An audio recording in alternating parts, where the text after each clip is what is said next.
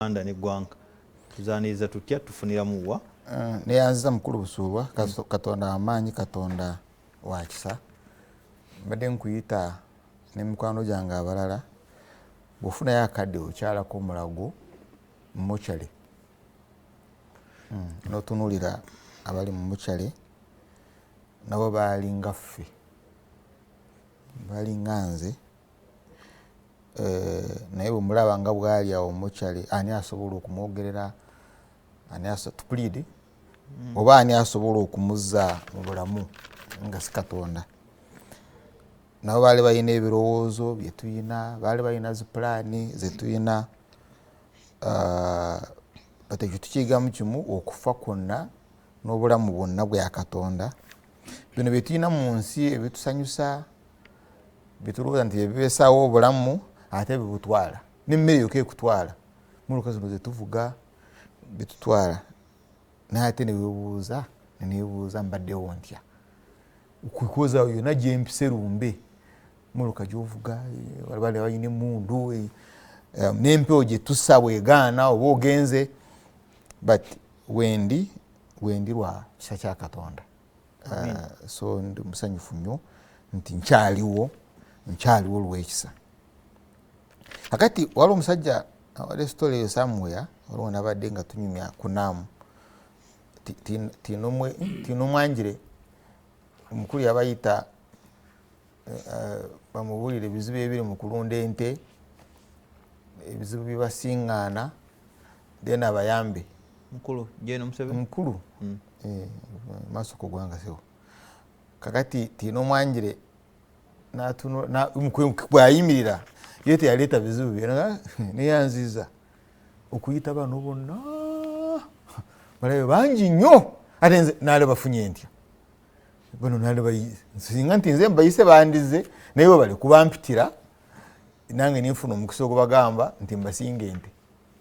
Kati mwena mubasinga ente mu bungi ne mu kolite yaazo.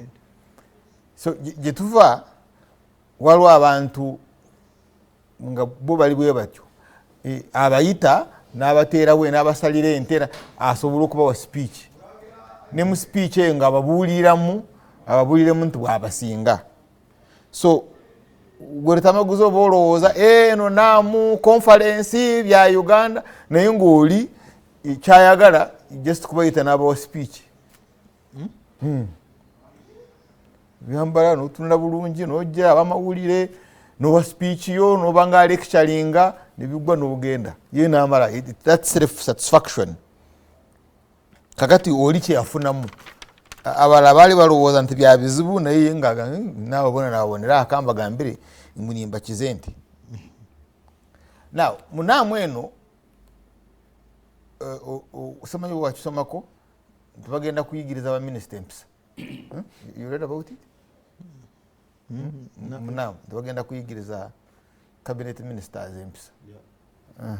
Kakati syllabus mu syllabus walimu ki abagenyi bwe banajja bwe baba nga balya towandula. Don't spit while eating. Don't yawn like a hippopotamus. Amanye envubu bwe beeyoninga okwemwamula okweyamamula simanyi kitaba mu Luganda okwayuuya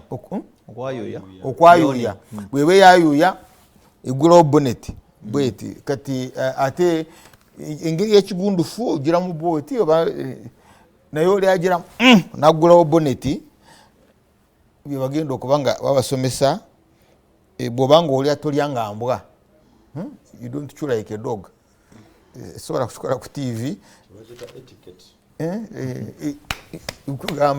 okugayinya nga boswankula tolya nga mbwa. Ennyama bweremera mu mannyo tukozesa lugalo. In other words oli ayaleese syllabus eyo oba baminisita bano yabalengererawa ku lwaki tebabikola nga bagenda kuyingira mu kabineti. Mbozi ndaba waliwo bye bayigirayo Luswayiri. Do you need now to teach ministers etiquette? Kuba twale ekyankwanza okuba emmundu kuyiga emmundu.